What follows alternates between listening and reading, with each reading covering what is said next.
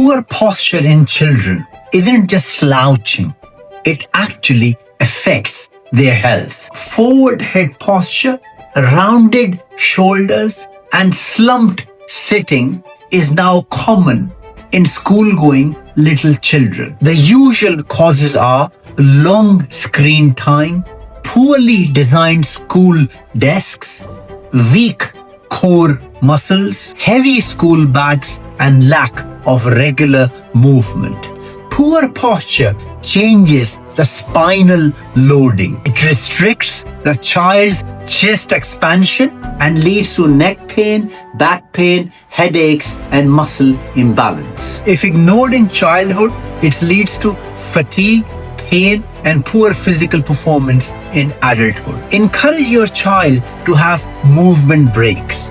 Reduce the load in their school bags to 10 to 15% of their body weight. Strengthen their core and keep the screen slightly below the eye level. Good posture is a health habit. Start early and protect the spine of your child forever.